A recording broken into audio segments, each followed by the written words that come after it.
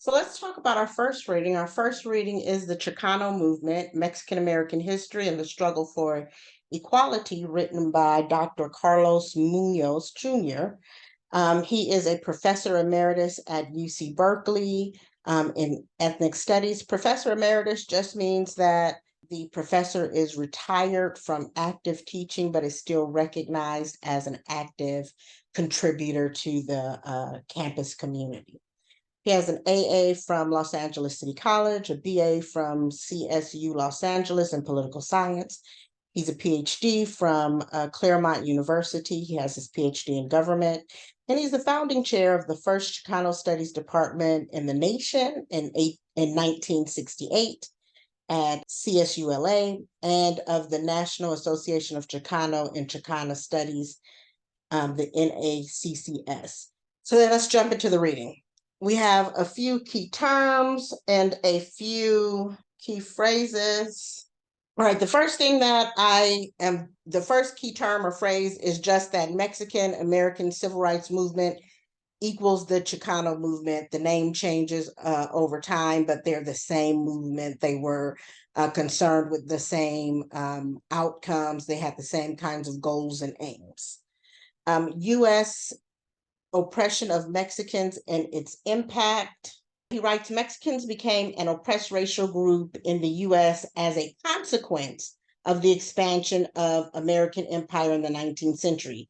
And this fact has had a profound impact on their place in the class structure, in their political and intellectual development ever since. In our desire in this country, our desire to expand westward, it doesn't just displace who we recognize as Native American people, it actually upends Mexico. And so the status of the people who are allowed to stay under the Treaty of Guadalupe, the status of those Mexicans who are allowed to stay and fold into US society shifts over time. And we get into that in the film Foreigners in Their Own Land. The two key wars, Texas-Mexico War of 1836, and then the U.S.-Mexico War of, which is also called the Mexican-American War, from 1846 to 1848. And we talk in more detail about the U.S.-Mexican War, so I won't go into detail about that now. The Treaty of Guadalupe Hidalgo of 1848 was signed in the defeat of Mexico. It granted, and this is the part that's important, it granted Mexicans remaining in the newly acquired U.S. territory the rights to pertaining to property, religion, culture, and education, rights that were never honored or enforced by the U.S. government. But the treaty itself, and again, we get to talking about treaties again. The U.S. signs treaties with folks all the time, treaties with Native American nations, treaties with Mexico, and there is a general pattern of signing the treaty, ensuring particular rights or particular concessions and provisions for the people that they are signing the treaty with, and then going back on those agreements when it fits the narrative or the need of the country. Internal colonialism, we had that term before when we talked about colonialism. He brought it up again, so I wanted to make sure that you all saw it. Americanization, we will actually talk about the Americanization of immigrant and Native populations through our education system. The function of school for most everybody, generally speaking, is to serve as agents for cultural imperialism in the colonial process. The function of primary school is to teach you how to be a good citizen, really. You're supposed to learn how to read, you're supposed to learn how to write, you're supposed to learn your arithmetic, but you're also learning and being inscribed with the ideologies of the United States. And the United States as a benefactor, the United States as a benevolent democracy, a space of equality and equitability. We get inundated with that kind of information as we're learning early US history. And what's interesting is that right now, as many states are beginning to chop more specifically into particular narratives of our history, there's going to be a much more sanitized, much more nation-friendly version of US history that doesn't actually capture the violence of the country, right? He goes through a series of court cases. I want you to know those court cases for the fight to integrate schools. So before Brown v. Board of Education, there were a number of court cases fought for the purpose of integrating schools in this country. What's different about Brown v. Board and these court cases that he highlights here is that in general, the argument that they were making is not a racial argument. They were making an argument about the inferiority of the students' education because of the issues with language and the way in which the Spanish language is being demonized. So they talk about language and culture more than they do about race. But Brown v. Board takes up the precedent set in the court cases that are one here, in addition to the psychological argument made by the doll test, which we talked about last week, in order to make this argument that segregated schools are creating psychological harm for students of color, for people of color, and for white people too. It goes both ways, but for people of color, it's creating psychological harm. And so it's not an effective or equal method of learning. The League of the United Latin American Citizens, it's pretty straightforward. So Mexican American women and the labor struggles, the strikes. So much of the discourse around the labor movement, the farm workers unions, all of those movements tend to focus on key male figures like Cesar Chavez.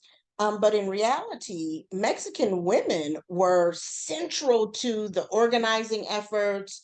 They contributed greatly to the movement of and negotiation of the farm working populations and the Mexican laborers. So I want you to know some of the women and the way that they helped to organize the politics of super-patriotism. So what he's talking about in the reading, the politics of super-patriotism, on the bottom of page 34, he writes, quote, like other young people in their generation, Mexican Americans were influenced by the politics of super-patriotism emerging from the war against fascism and reinforced by the Cold War against communism, end quote. I want you to understand what the politics of super-patriotism is, and there's different ways in which it manifests. Okay, so for most of the population, during times of war, there tends to be a more popular discourse, more in the public sphere, on popular media. You will see more of a narrative about patriotism, right? And people start to take up the attitude of wanting to ensure democracy for all, wanting to ensure or claiming the greatness of this nation, claiming the greatness of our freedoms. One of the best examples of this is after 9/11. You saw all the flags hanging on people's cars. You saw a public discourse about the greatness of this nation, right? So that's one form of super patriotism. You tend to see more people enlisting in military service. You see more people wanting to get involved with things that are constructed around patriotism. The other iteration is called like an extreme patriotism. And let me just say that patriotism simply means to support one's country or one's nation, right? Extreme patriotism tends to be a over or an abundance of patriotism. And that also shows up oftentimes in a lot of supremacist organizations as well. is that they have this discourse about the nation and what the nation means, having this kind of utopian idea of the nation, as defined by how their supremacist ideology understands it. So oftentimes, white supremacist organizations, Klan members, Red Jackets have this really strong idea of what it means to be an American.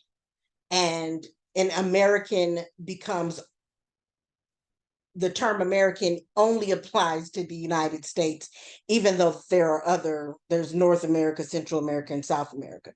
But the conceptualization of what it means to be American is situated in this kind of utopian discourse around their ideas, which is usually steeped in racist, sexist, religious, ableist ideologies, right?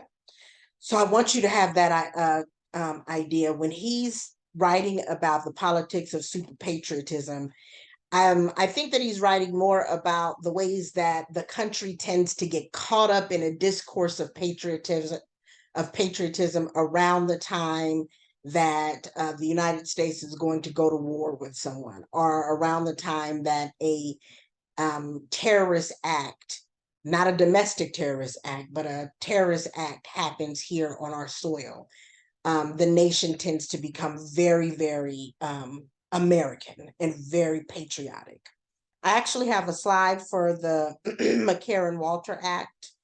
So I'm going to skip that one for now because we're going to go back to it. He writes about the new Mexican-American middle class. The new Mexican-American middle class emerges during the period of the Cold War. Mexican Americans are participating in World War II and the Korean War. They're veterans.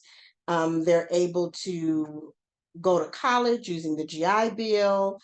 Some of them have been able to come and play leadership roles here. They begin to form different kinds of associations and unions. And these are all important to a kind of collective group sense or a group ideology. He argues that the organizations, these particular organizations, the AMAE and the MAPA organization, are committed to a reformist politics of accommodation and assimilation within the two-party system. Accommodation, the politics of accommodation and assimilation. The politics of accommodation means that a a immigrant population integrates into society, understanding that they will have to make some concessions or accommodations around some of their own belief systems, but that they don't completely lose their cultural ideology. They don't completely use their sense of who they are, but they do still recognize the importance of the influence of dominant society, and align with it in a particular way. Assimilationist, the politics of assimilation, means that you get folded into dominant society and you kind of lose yourself completely. You lose all your traditions. You might lose your language. You might lose your accents. You might lose your cultural and traditional performances of your identity in order to fit into dominant discourse, fit into dominant society. So he's arguing that the new middle class Mexican Americans that are developing in the 1950s, 60s are developing both an accommodationist and an assimilationist kind of discourse. The United Farm Workers is organized by Cesar Chavez and Dolores Huerta. They're key members or figures in the organization of the agricultural workers here, particularly on the West Coast. Dolores Huerta is actually also very actively involved in organizing all over the United States. She was at RCC last, I want to say September 2022. So she's still active, she's still around, she's been to campus. If you can read more about her, you absolutely should. I do have another assignment with an interview of her but you absolutely should get involved or get more familiar with her work. This is the Immigration and Nationalities Act of 1952, or also known as the McCarran-Walter Act. So this act is named for Democratic Senator from Nevada, Pat McCarran, and Democratic Congressman from Pennsylvania, Francis Walter, as part of the political hysteria concerning the reach of communism. So during the post-World War I era, the United States and communist countries like the Soviet Union, which becomes Russia, are in kind of a political battle for their global reach, right? And so one is arguing to spread communism globally. The other one is arguing to spread democracy globally. And so it creates a kind of hysteria here in the United States. And we see the McCarthyism movement and we see the Red Scare movement that occurs during this period of time. What this act does, one thing it does is it upholds the Immigration Act of 1924, the Johnson-Reed Act, their national origins quota system. So the 1924 Johnson-Reed Act, or the Immigration Act of 1924, created a kind of system where particular countries absolutely weren't allowed to immigrate here to the US. Those were from Asian countries, and that there were other countries who were allotted a certain number of people to immigrate here. So it upheld that, but it ended the exclusion of Asians from immigration to the United States, dependent upon their skill set and their family connections. So Asians who were of professional backgrounds or who were coming here to get a higher education were allowed to come in, but people who were of considered lower socioeconomic status were not allowed to come. They were still excluded. It resulted in the deportation of Mexican labor activists. So one of the reasons that they implement this act is because at this time we're seeing agricultural workers who have been severely exploited are now organizing themselves with activists like Chavez and activists like Huerta, who are organizing themselves and unionizing and demanding better conditions and better pay. And so the response of the government then is to create legislation that would push them out. And so that's what the Immigration and Nationalities Act of 1954 effectively does. All right, continuing. Luis Valdez, and I actually talk about him in the video. They talk about him in much greater detail in the video, so I'll give you that information there. But he writes the Plan of Delano, which did a number of things. It called for nonviolent revolution. It was also the first concrete call for political coalitions among people of color in the United States, which means it's calling for all people of color to come together, work together in order to gain equality. It underscores the reality that the farm workers movement was not just about Mexican American rank and files, but there was also a majority. They were the majority, but there was also an inclusion of Puerto Ricans, Asians, Arabs, African Americans, and poor whites. The next couple are pretty straightforward, and they go into more detail in the video. I do want to tell you a little bit about the FBI's CoIntelPro, or counterintelligence program. The FBI's counterintelligence program, the counterintelligence program ran officially from 1956 to 1971. It is eventually discredited for its actions and they dissolve it. It was a federal operation, a federal government operation or program that was used to infiltrate and subvert social justice organizations.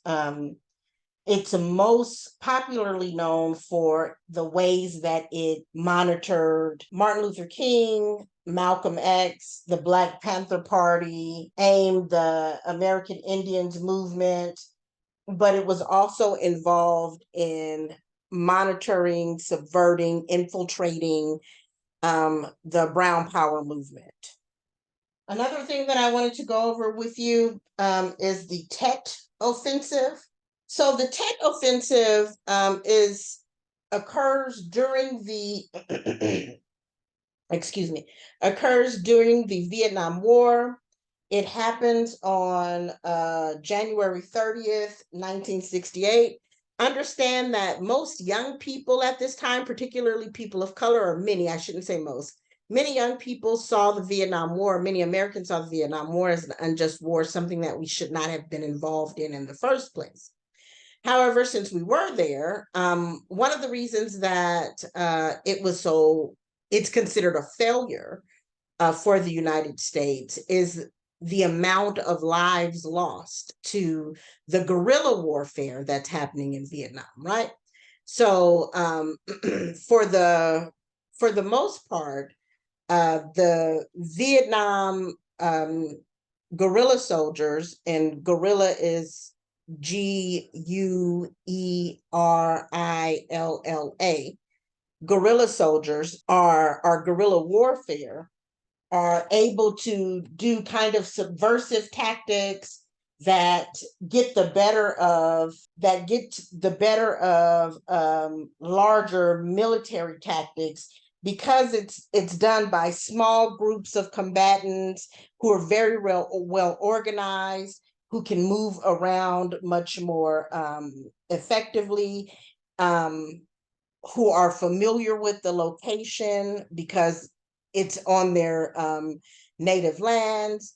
It's an incorporation of people who have some military training as well as civilians, and they're doing things that are small scale but effective, like raids and sabotage and hit and run kind of tactics. So it was an effective, or it is an effective way for smaller, less powerful groups or people to effectively fight a war that they are at a disadvantage in.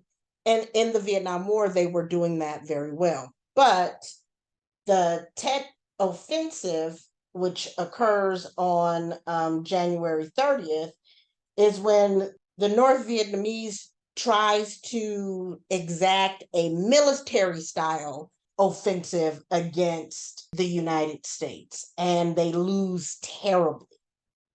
So he brings up the Tet Offensive because though the US won, it does catch them off guard, but more importantly, it signals like a turning point, like the major turning point against the Vietnam War and the loss of support from the American public. And it forces the Johnson administration to agree to having some peace talks. Note the two significant conferences for the Chicano movement, where they were located, what their goals and aims were. The Brown Berets was a non-student youth organization. They were a paramilitary organization that emerged to confront police brutality and drug pushers in the Mexican-American community. The comparison that he makes is not to the Black Panther Party, which did do that work as well, but he lines them more with what the Black nationalist organization called the United Slaves, which is a play on the US acronym. The United Slaves is a Black nationalist group in the United States. It was founded in 1965. It was established as a community organization by Hakeem Jamal together with Karenga. It was a rival to the Black Panther Party in California. One of the early slogans was, "Anywhere we are, us is." Us refers to Black people, but again, and in opposition to them. So it's giving a us versus them dichotomy. But it also is the abbreviation for the US, and they're calling themselves the United Slaves. Karenga establishes the Black holiday Kwanzaa. You may better know him as that if you know what the Kwanzaa holiday is. La Raza Unida Party actually comes up in really good detail in the film that we watched.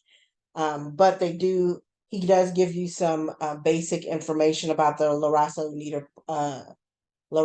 Unida Party. They were established in order to create to kind of break up the dual party system that we have. We have independents, we have other smaller parties, but the La Raza Unida party actually had a pretty effective political power and economic power for a brief period of time. I want you to think about what contributes to the decline of the movement, or what he's offering contributes to the decline of the movement and the successes of the movement. So I want you to understand the struggle for the additional struggles for immigration rights as they are occurring today and have occurred throughout history, the importance of population growth, California specifically, and California's props, Prop 187 or Prop 227. There was a huge campaign for Prop 187 and 227 when they were being voted on. The argument, the Border Protection, Anti-Terrorist, and Illegal Immigrations Control Act of 2005, Obama's administration and the violences that he enacts against immigrant populations, particularly Mexican populations. Think about ICE. And I want you to know the two reasons that prospects aren't good for a new Chicano movement. He doesn't end this in a hopeful term for a new emergence of a Chicano movement. So that's the end of these slides. I will stop this video here and start the next lecture for you.